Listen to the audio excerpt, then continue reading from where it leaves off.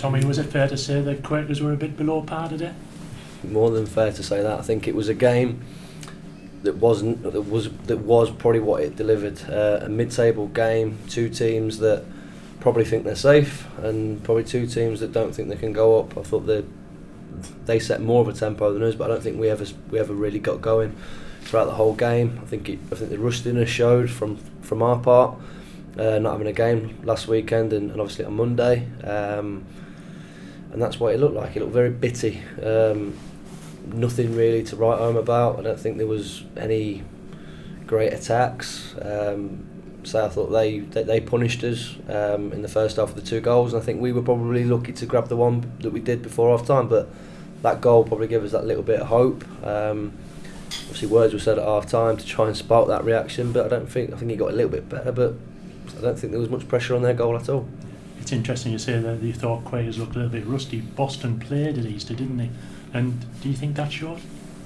Yeah, possibly. I think when you come away from home and you have that incentive that you're a point behind somebody with the game in hand, I think maybe they wanted it a little bit more today. I think that's.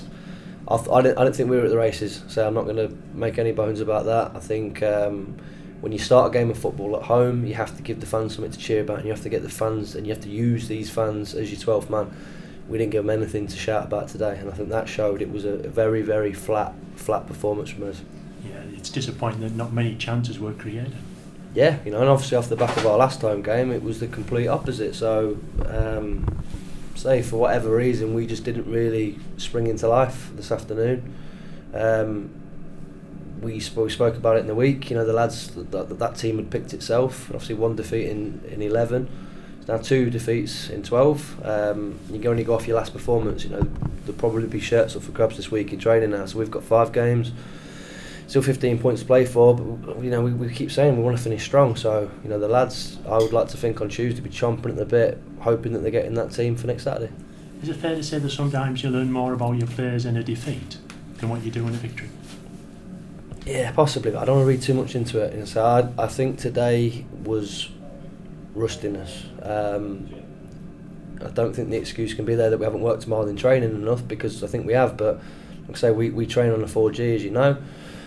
Today it was heavy. It's a completely different surface, but when you've got good players and experienced players in the team, somebody needs to grab it by the scruff of its neck and create something and make something happen and spark the crowd into life. And so today it was flat, but it was flat because we created that, and so we've only got ourselves as a group to blame.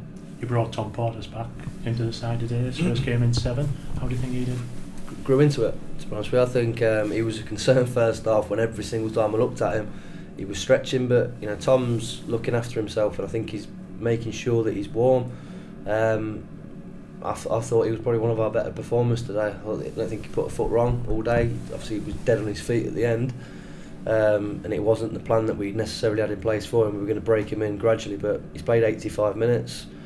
He's done himself no harm at all. Like I say, and I think one player out of that team, obviously Luke Trotman today missing, I did expect a lot more. So now got to bounce back next week against FC United. Yeah, again, we go away to a place where you actually look forward to seeing when you're playing at FC United. It's a lovely ground, big crowd, and it's the kind of places where you want to go and you play your football, and I think that's why lads want to play at this level, to play at venues like that. FC United will be up for it, the fans will be up for it, and hopefully we could take a good following and come away with these points.